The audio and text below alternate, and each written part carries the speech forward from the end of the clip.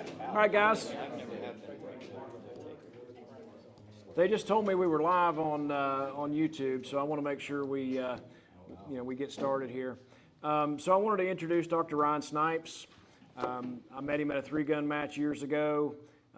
Consulted with him here and there on eyeball stuff, and I've used him as my eye doctor, and then he went and retired on me. So now I got to refer somebody else. But he's very knowledgeable about shooting.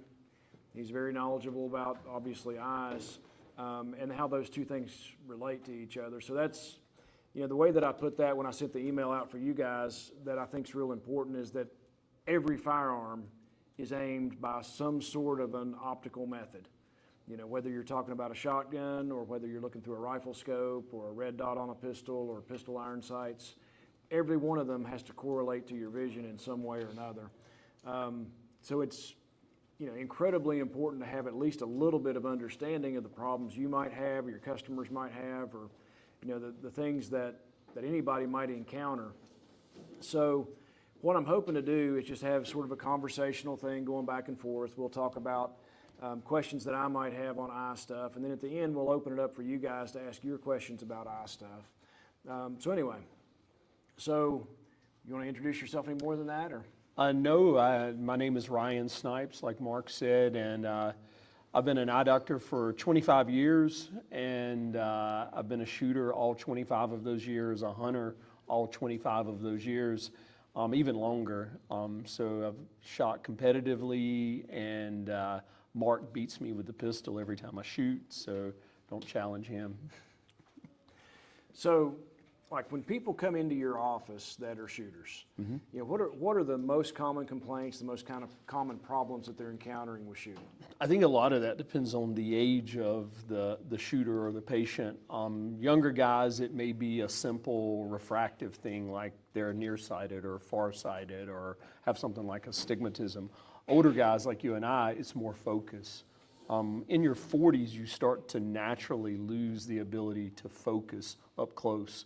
And it just gradually gets worse from 40 till probably about 65. So those guys from 40 to 65 are really struggling, especially if they're used to shooting iron sights. Yeah. So just a quick, because I'm sure I've always gotten confused about this, the difference between nearsighted, farsighted, and astigmatism. Okay, it's pretty simple if you think about it. Everybody makes it confusing, but wherever you see best is how you're sighted. So if you are nearsighted, you see best near. If you are farsighted, you see best far. Astigmatism is a little more complicated. It has to do with the shape of the front surface of the eye. And we talked about drawing, and if you really want to see some detail, I can draw it for you. But instead of the front of the eye being perfectly spherical, perfectly round, this is more like an oval shape. So when light hits that surface, if it's perfectly spherical, that light focuses to a point. You see a very crisp, sharp edge. If it's not perfectly spherical, you get multiple points, and it creates almost like a shadowy or double image around whatever the object is you're trying to see. So if you have astigmatism, everything's a little blurry. Correct, it's out of focus. At every distance. Yeah, and your eye tries to compensate, so it can kind of make it come in and out, but there's always just a little blur at every distance. Yeah. So if you see somebody squinting to try to get something to focus, is that usually astigmatism? So you can squint out astigmatism. You can also squint out some nearsightedness. So squinting has to do, if you remember, these guys won't remember because they're too young, but if you remember way back, there used to be 35 millimeter cameras, and you had a focus dial. And as you turn the focus dial, it would either shrink or open the aperture. And a smaller aperture has a wider range of focus.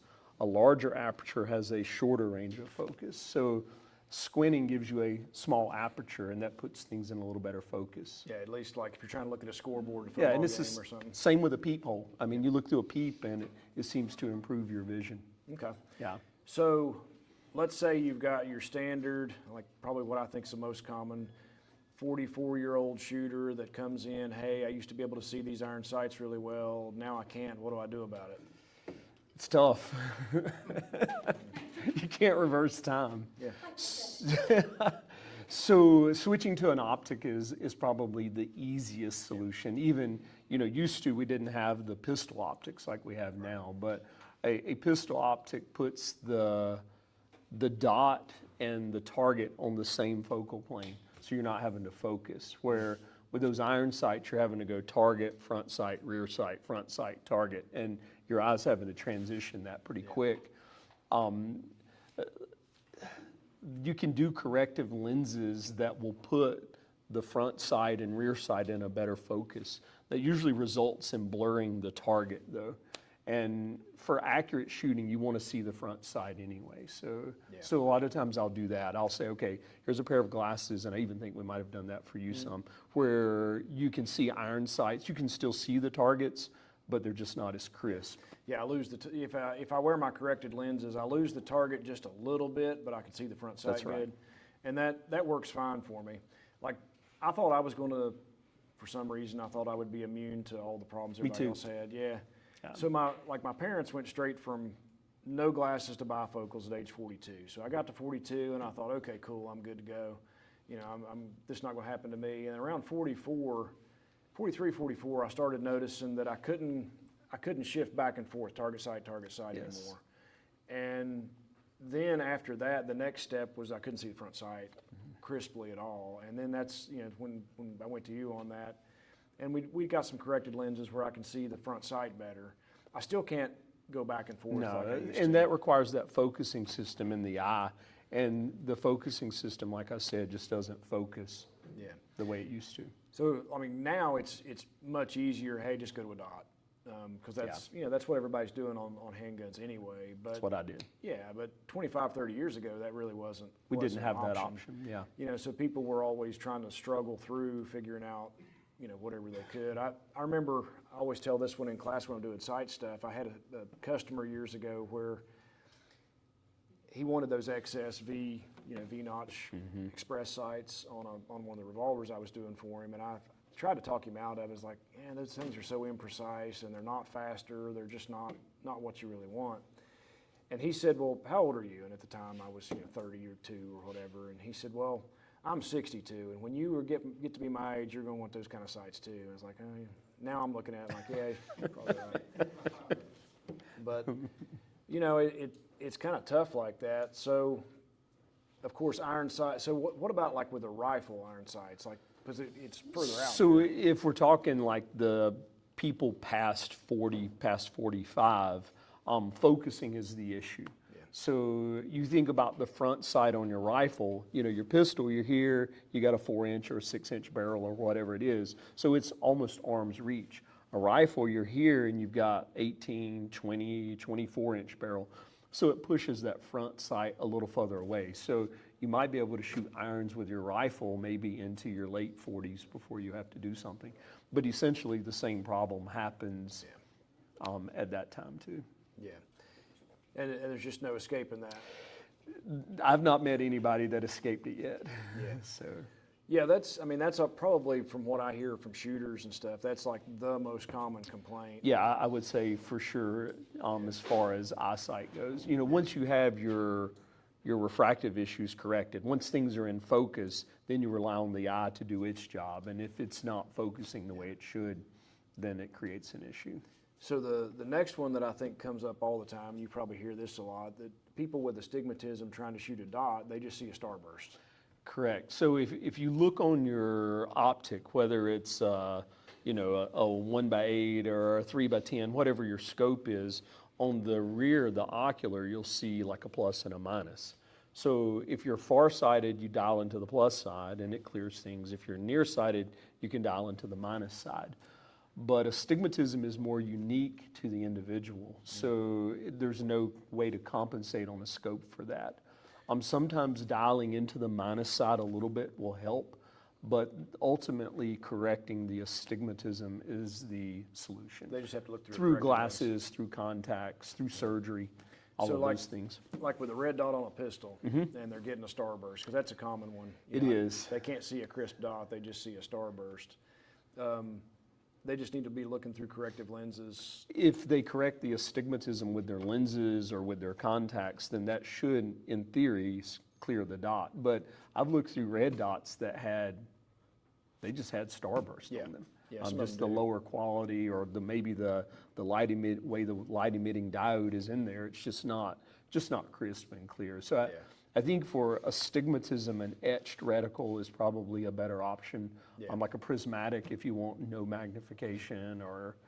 Yeah, the prismatic sights are pretty cool, especially on like rifle stuff. You know, Yes. like if you're shooting a carbine, the prism optics are really clear for everybody. Yeah. Problem is for handgun stuff though, you can't really do an etched reticle because then you have eye relief issues, just like anything else. Yes. So what about looking through a rifle scope? That's usually something you can accommodate with the diopter adjustment. Usually, so just like I'll use you for an example, if you're shooting your pistol, we do a lens that makes that front sight clear, but the target way down is more blurry. So if you're shooting long range with those glasses on and you go behind the rifle, that's even longer range, so it's going to be even more blurry. So if you can compensate for that by dialing the back of your scope. So we'll say the glasses that help you see the front sight are too much plus power. So you dial minus power on the scope to compensate for that. So Okay.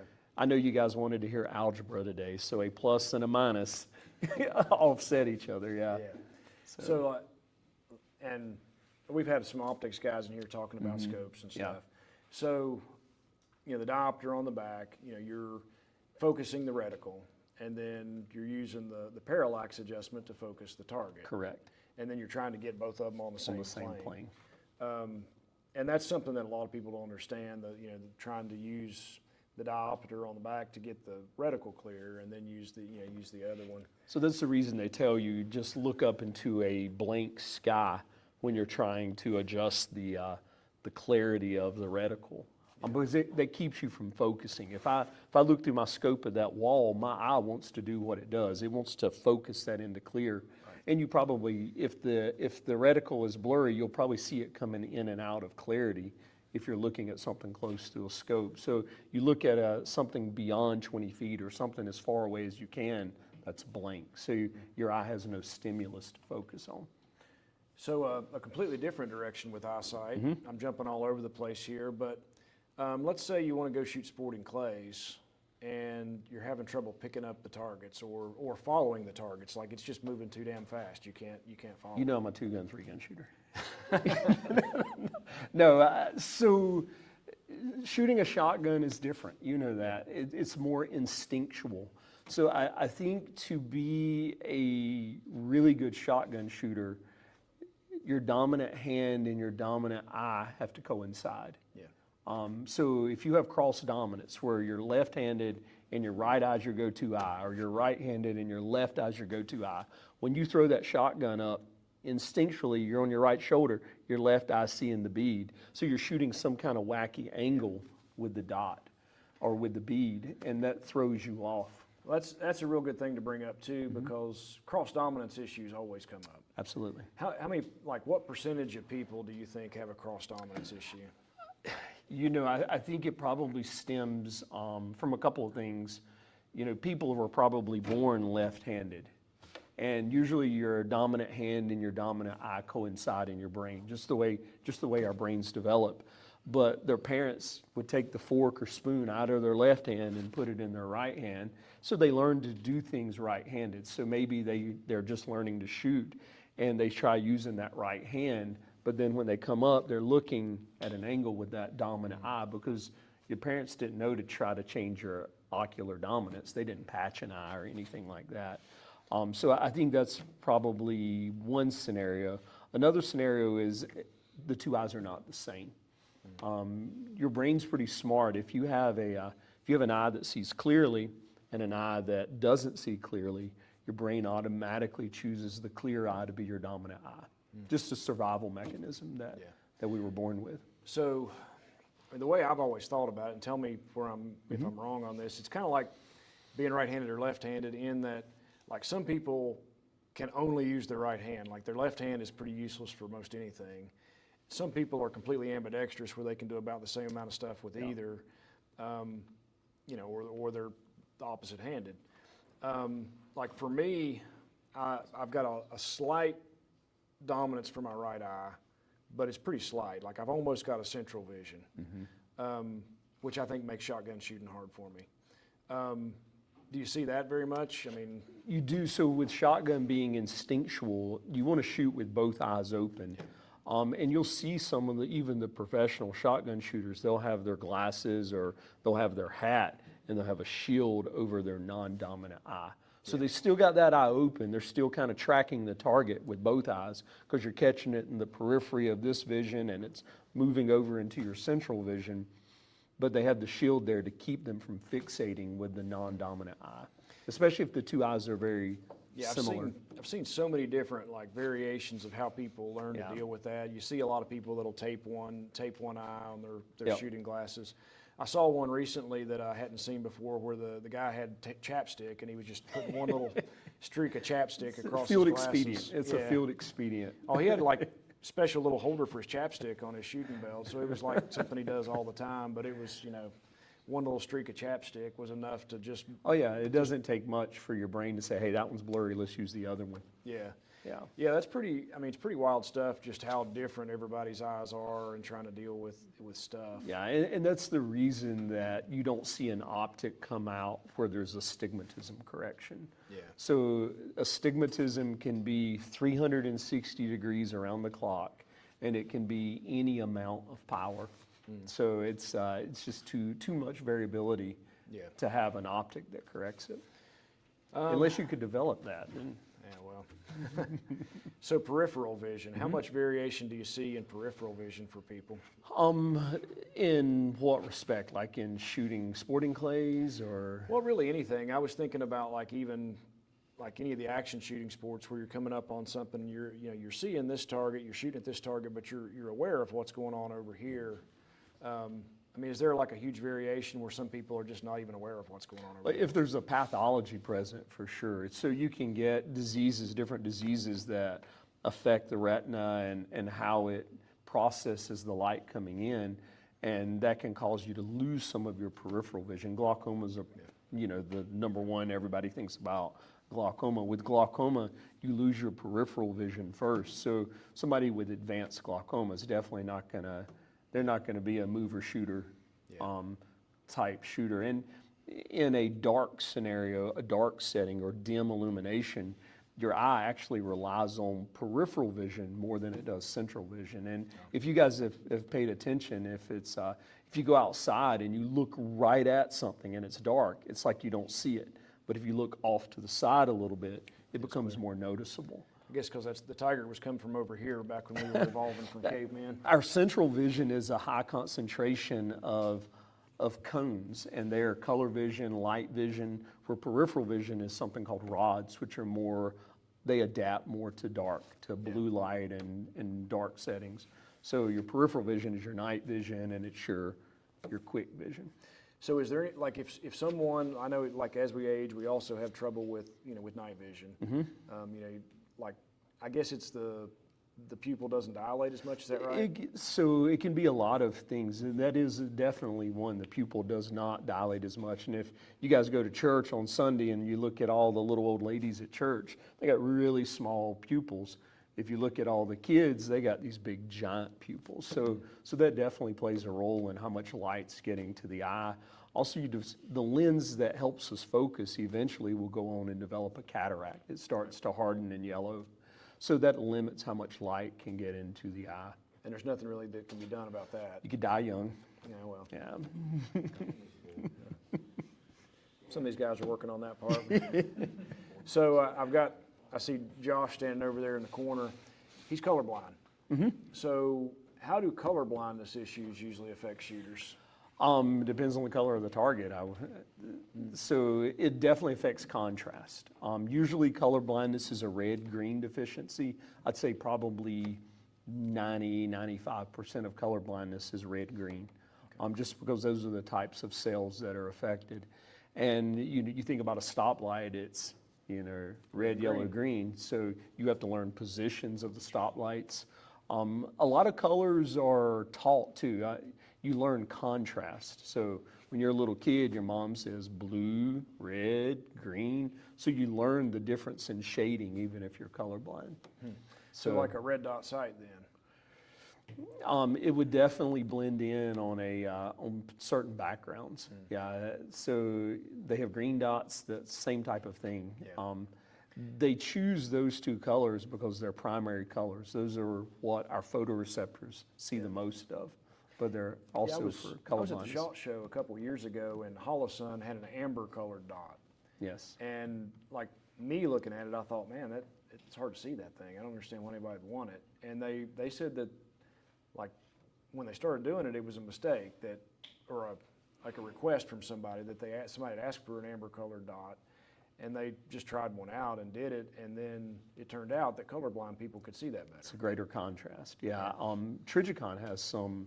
Their old school Trigicon sites have some of the kind of yellow, orangish triangles and dots in them too, for that reason. Yeah, that's kind of an interesting one too, because I mean, obviously you can't get into anybody else's eyeball and see what they see. So, me trying to process what a colorblind person sees is always kind of like. I think everybody struggles with that. Yeah. Or really, what anybody's seeing. I mean, I'm sure when you've got somebody looking at that chart and saying, "Well, I can see the E," Beauty's in the eye of the beholder, right? Yeah. Yeah. So anyway, all right. So we've talked about near and far sighted. We've talked about some astigmatism stuff, pistol, shotguns. So, are there any things that affect people with rifle scopes other that they can't dial out by using the diopter? From a vision standpoint, Yeah. I mean, if you have cataracts, obviously you have an opacity inside of the eye, something that's keeping you from seeing well. And we could take it a step further. Probably any pathology. Say you're in the machine shop and you're not wearing your safety glasses. I know that never happens here, right? And something hits the eye, it can create a scar on the front of the eye, on the cornea. And now you're looking through that scar everywhere you look for the rest of your life. And something like that could definitely impact what you see when you look through your scope or through your optic, especially if it's your dominant eye. So I'm jumping all over the place here. Yeah, But go going ahead. back to the handgun stuff, have you ever done corrective lenses for somebody where you do like different power lenses in the two eyes so that they can see the target with one side and the sights with the other? I do.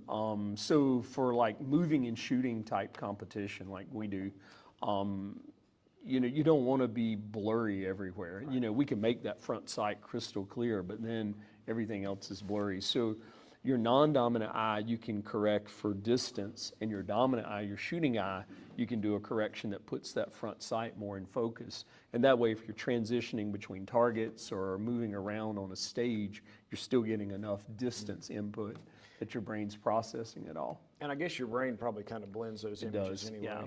Well, like they used to teach people to shoot a red dot sight by putting tape over the lens, and they would look at the dot with their right and the target with their left, and their brain kind of blends those two images. Yeah, it seems like the Trigicon used to have I will probably mispronounce it, was the Binding aiming principle or something years ago. I always just heard the occluded eye. Yeah. But yeah, Todd Jarrett used to teach people to shoot that way, years ago. That was always the thing. I saw now people even have little 3D printed covers to go over the front of the lens because they're doing that again. But yeah, I've not experienced any of that. it's kind of like I have trouble with that. So I've practiced with that. I can dry fire and everything, and I can get the images to look the same. But when I shoot, I'm always hitting to the left. But some people can just shoot with the cover on their lens and it doesn't bother them at all. And Probably because you have probably equal dominance between the two eyes. I've always thought that was probably the reason that I've got kind of close dominance, so it shifts everything to the left if I'm trying to shoot that way. All right. So let's see. What other stuff? What questions do you guys have about eye stuff? So those of us that wear corrective lenses, in the shop or on a range, there used to be a thing called rectispecs. Yep. It was wrapped around.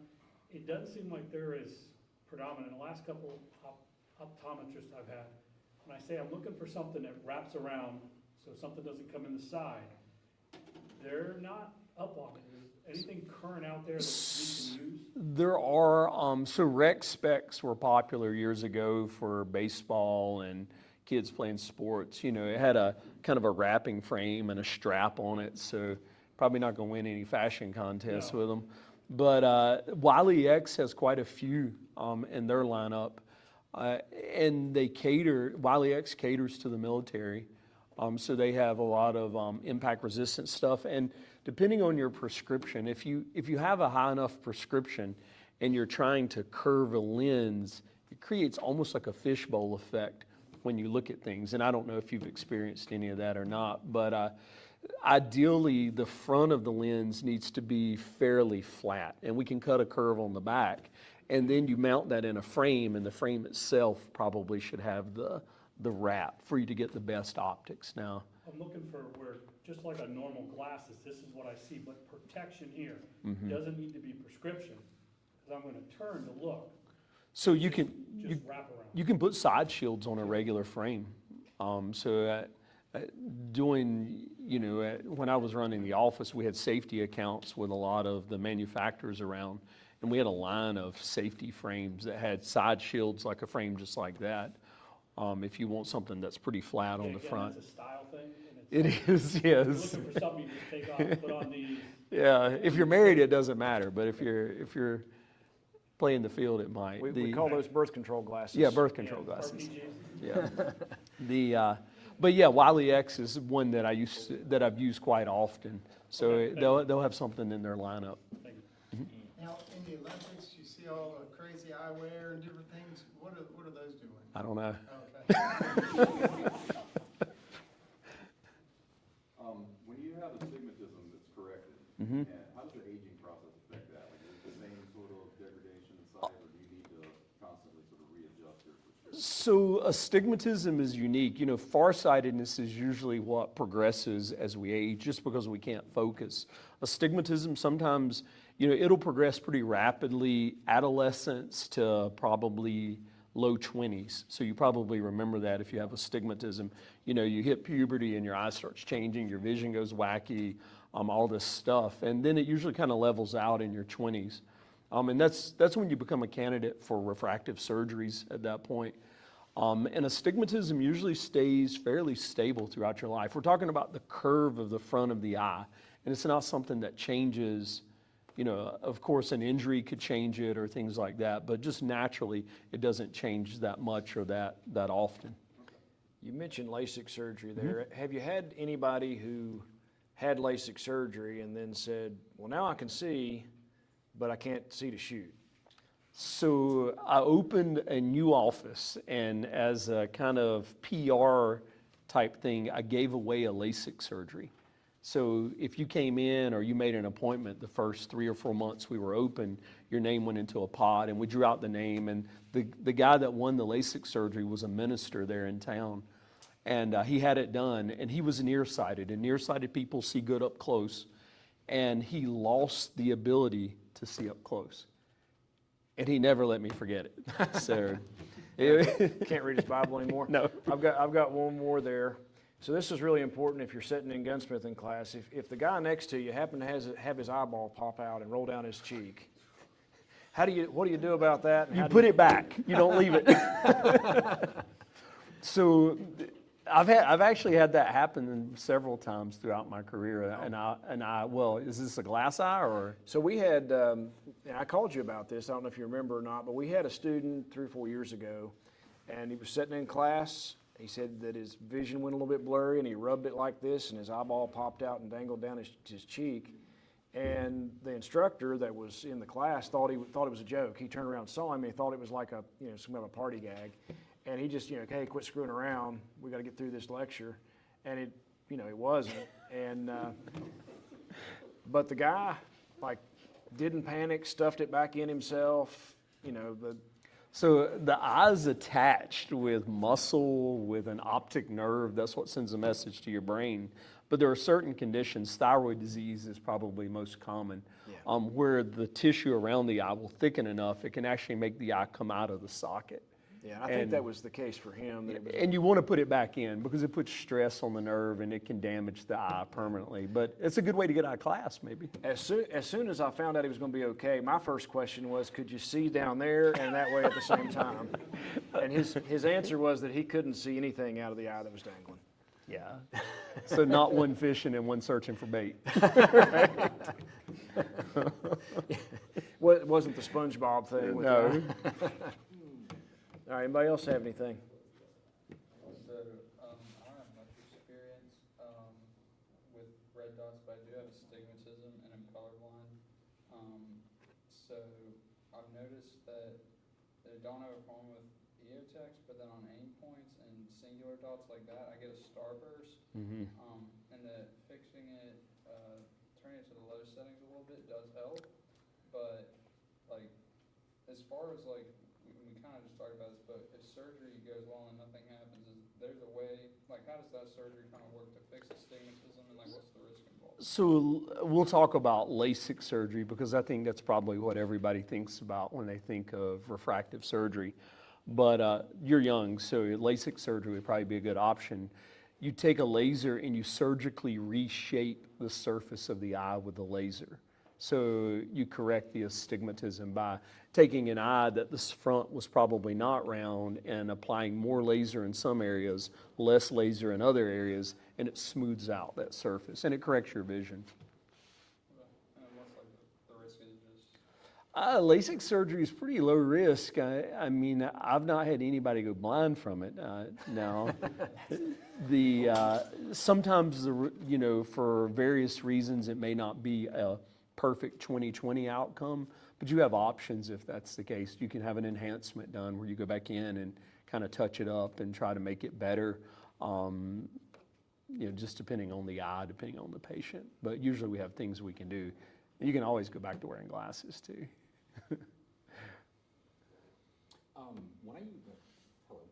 When I use an EOTech, I've noticed when I put it under magnification, that star has gone down, but when I take that magnification away, it's like, oh God. You guys need to trash the EOTechs. This is prismatics. So magnification can have different effects, It changes how that light moves. Light's hitting more surfaces going through the magnifier. So you think about all of that, and it just changes the optics. It may change the wavelength of the light some to where you see less magnification or less, not more magnification, but less of the dispersion of that red dot. With this, if you don't mind me asking, I've also noticed it seems like when I wear things that say they don't magnify, I feel like I'm super sensitive, like even driving certain models of cars. It feels like the glass actually does magnify. So just optics principles, basic optics principles, anytime light hits a surface, that surface has some impact on that light. There is no surface that light just passes through without any effect. So you can get magnification, it slows down the wavelength of light, changes what wavelengths are coming through. Plus that material absorbs some of the light. So I have traditionally had good vision, and I find when I wear safety glasses or shooting glasses, I don't see as well. And it's because that light is hitting that surface and it's absorbing some of that light. You don't get 100% transmission through the surface, yeah. So I wear contacts, and they're monovision. Is there any special challenges having to do with that type of correction? So generally, just to tell everybody what monovision is, it's where you make one eye see far, one eye see near. And it's for the people that can't focus. Traditionally, we fit the non-dominant eye for reading. So if you're going to try to shoot your pistol and you got your right-handed right eye and your left eye is your near eye, then you're like, well, I don't see that as good.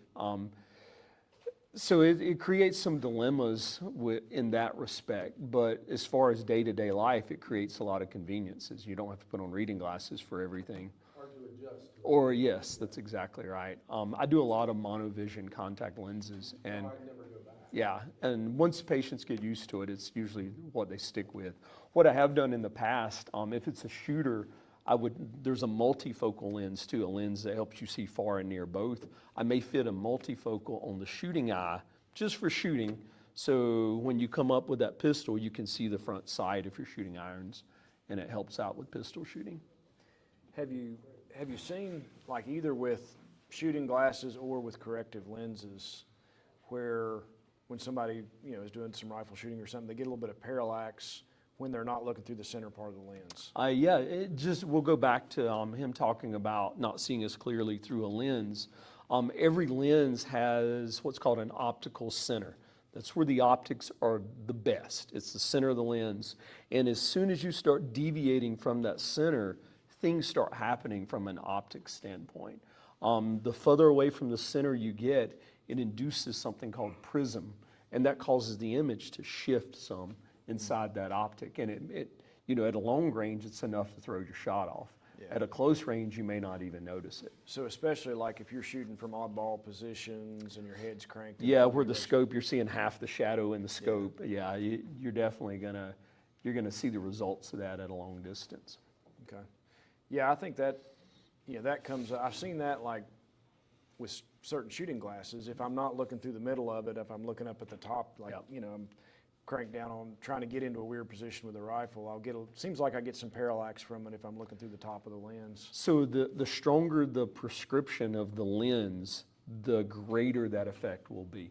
Oh. So if you've got a lens with no power, you may notice a little bit of it, but not much. But if you're extremely farsighted or extremely nearsighted, the part of the lens you look through is very critical to how good your vision is. And I used to do some NRA type shooting, and I would go out to the range with the guys and bring lenses and kind of help them. And inevitably, when you go down behind the rifle, you're not looking through the center of the lens. Like you said, you're looking through the top edge. So I would actually cut a lens where the center of that lens was in the top inside corner of the lens. Now, it's not good for anything but that discipline, but it allows them to shoot better. What about shooting through an iris for iron sights? It goes back to the pupil effect. Yeah. The smaller the aperture, the greater the range of focus. So in theory, if you shoot through a peep, it should make that front sight and that target crystal clear. Yeah, my old boss used to have like a little suction cup iris that would go on his shooting glasses, Yeah. and he could dial that in for certain sizes. And I guess it's fairly common, like with like Precision shooting. yeah, small bore. Yeah, NRA precision small shooting bore. is good. Moving shooting game, it's not Right. going to work. But like somebody asked about like the Olympic style shooting, you see a lot of like irises that they Yeah. use on their glasses and stuff that they're adjusting. Yeah. Somebody else had one? So, I know there's a bunch of different coatings, lenses, and this is kind of going back to the colorblind topic. Are there any that would help, so say you're hunting, bring out a little bit more contrast between? That's a good question. There are. So there still is a contact lens called an X-chrome, and the contact lens is red, and you wear it on just one eye. So the difference between your two eyes is what creates the contrast if you're colorblind. And it would allow, I had when I was in school, I had a gentleman who was a barge operator on the Mississippi, and he had to see those switching lights down through the river, and we did that for him so he could pick out, what's the red light, what's the green light. So, but you just wear it on one eye. So if the coating is the same on both sides, it doesn't really change anything. But if you do a coating on one eye and then not on the other, it creates some contrast for color blindness. Would that matter which eye that it went on? It would not, no, yeah. So if you're trying to pick up a lot, like if you were wanting to do shotgun shooting, you were trying to get more contrast on the bird compared to the sky or the trees or whatever's behind it, what color lenses would you really want to go to for that? I think it depends on the environment you're shooting, whatever's going to make that clay stand out the most from the background. And that's the reason you buy the sporting clay shooting glasses. It comes with like an orange tint, a yellow tint, a clear tint. So it just depends on the scenario you're shooting in. Yeah. Different tints make the clay stand out more from the background. Anybody else? How much does dehydration and stimulants affect your eyes? Dehydration, what? And stimulants, like caffeine? I mean, you think about your body in general, it's a high percentage of water. So I think dehydrating yourself, I'm assuming that's what the question was? Well, and I think he was like stimulus, like stress. Or like caffeine? Oh, how does caffeine. caffeine affect Oh, your okay. vision? Some people say it intensifies their focus and maybe for a short period, and then you'll plateau. But Yeah, I don't do any energy drinks, so I don't know. But are there any kind of vision exercises or anything you can do to kind of keep your stuff sharp? Because I'm getting ready to be 52 and I've had that same, I've had LASIX, I'm left eye dominant, nearsighted, and I can't shoot your typical peep rifle front sight anymore, but I can shoot a peep back, but not a notch on the front. It's too close for me to focus on. Handguns are fine, but anything to There's not, so the lens inside of the eye, it's called the crystalline lens. And it has these little muscle fibers attached to it. And that's what allows that lens to focus over time. And you lose that ability. So the lens throughout your life adds layers. So they think that, hey, this thing's inside of your eye and it's getting bigger and bigger. And those muscles are losing that tension on the lens. So you gradually lose that focusing ability. So there's not necessarily an exercise that brings that back. Now, as far as hand-eye coordination, absolutely. And like accurate eye movement. So say you're transitioning from one target to the next, you want to do that as quickly as possible.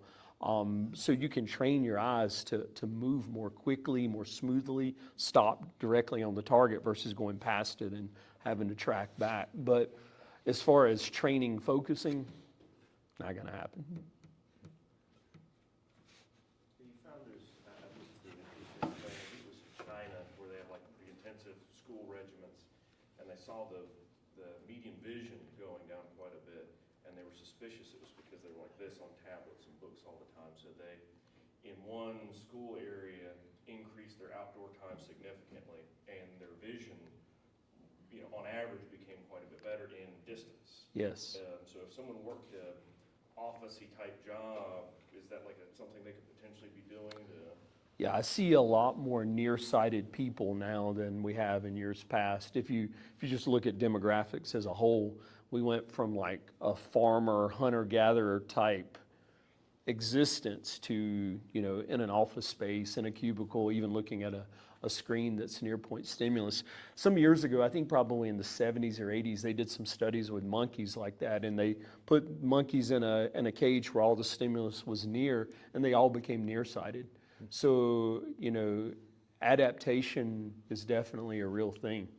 And, you know, we see more nearsighted people than we ever have. Do you have a go-to recommendation? Because I have pretty good vision, so I would always struggle with, you know, what you're talking about. Guy comes like, this is blurry, I can't see this. And what I did a lot was, okay, I'm looking down the iron sights and it becomes a bar. Like it's, you know, rear sight, front sight just unitize into fuzz. And I know you can do corrective lens things to, you know, get his focus there. But there were certain types of sights I would find like a color contrast. Yeah. Like, okay, well, if it's fuzzy, but it's red fuzz, white fuzz, you can kind of make sense of it for more defensive shooting applications. I'm in my 50s and, you know, shooting 2-gun, 3-gun. I went to a red front and a black rear, so that front sight stands out. And that definitely helped for a while. Now I've switched over to optics on my pistols. Yeah, you can't, when you get older, you just can't compete with the younger guys without doing something. What about eye injuries? Like, you know, somebody injures an eye, and I mean, obviously every injury is going to be different, but like is there something that you see that's really common? Like, okay, I could see good, I could shoot well before the injury, now I'm having this you know, problem.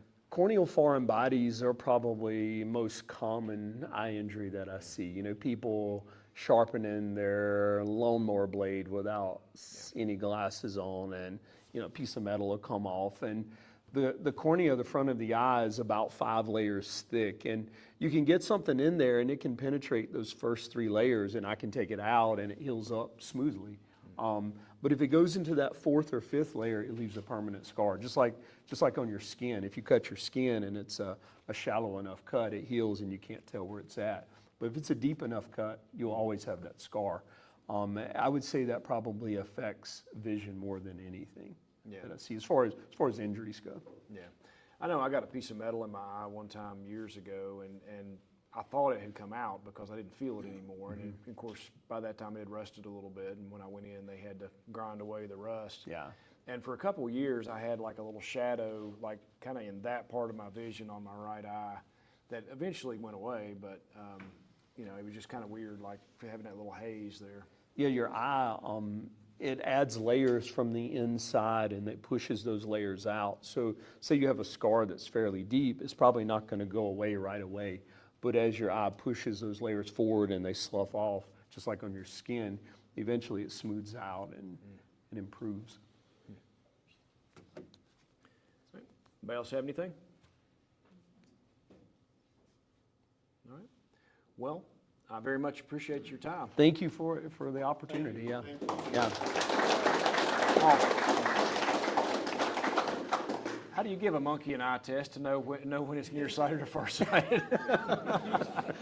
That popped into my head when you said that. How do you know?